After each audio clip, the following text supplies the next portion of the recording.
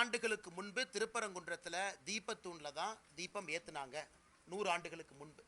100 ஆண்டுகளாகத்தான் இல்லை, தீபத்தூண் ஏன் கட்டி வைக்கணுங்கண்ணா? ஒரு கோவில் 1200 ஆண்டுகளுக்கு பழமையான ஒரு கோவில். அந்த கோவிலில் தீபத்தூண் எது கட்டி வைக்கணும்? தீபம் ஏற்றுறக்கு. ஸோ 100 ஆண்டுகளுக்கு முன்பு தீபம் ஏற்றி இருக்கிறாங்க. 100 ஆண்டுகளாக ஏற்றப்படவில்லை. ஆனால் சபரிமலையில் 100 ஆண்டுகளுக்கு முன்பு பெண்கள் உள்ள போனாங்களா?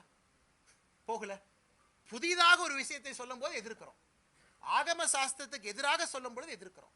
100 ஆண்டுகளுக்கு முன்பு தீபத்தூண் இருந்துச்சு. ஆனால் 100 ஆண்டுகளுக்கு முன்பு சபரிமலையில் பெண்கள் உள்ள போனாங்களா? இல்லை. சபரிமலையில் ஆண்டாண்டு காலமாக இருக்கக்கூடிய வழக்கத்தை மாற்றி புதுசா ஒரு பொய்யை சொல்லும் போது நாங்கள் எதிர்க்கிறோம். அதே மாதிரி திருப்பரங்குன்றத்தில் ஆண்டாண்டு காலமாக இருந்த வழக்கத்தை 100 ஆண்டுகளா செயல்படுத்தல. இன்னைக்கு செயல்படுத்த வேண்டும் என்று நீதிமன்றம் தீர்ப்பு கொடுக்கும் பொழுது அதற்கு அரணாக நாங்கள் நிற்கின்றோம். ஆனால் எங்கள் நிலைப்பாட்டில் சபரிமலையாக இருந்தாலும் திருப்பரங்குன்றம் இருந்தாலும் இந்து மக்களுடைய உணர்வு, அவங்க என்ன நினைக்கிறாங்க, எது நியாயமோ, கோர்ட் என்ன சொல்லியிருக்கோம் அதுலேயும் பார்த்தீங்கன்னா சரி. சபரிமலை எதற்காக கோர்ட் அப்பீல் நிறுத்தி வச்சாங்க?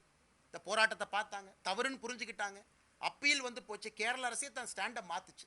ஆனால் இன்னைக்கு இந்த மாதிரி ஒரு குழப்பமான ஒரு விஷயத்தை திமுக சொல்றாங்கன்னா உங்களுக்கு சபரிமலை இஷ்யூவும் புரியல, திருப்பரங்குன்ற இஷ்யூவும் புரியல.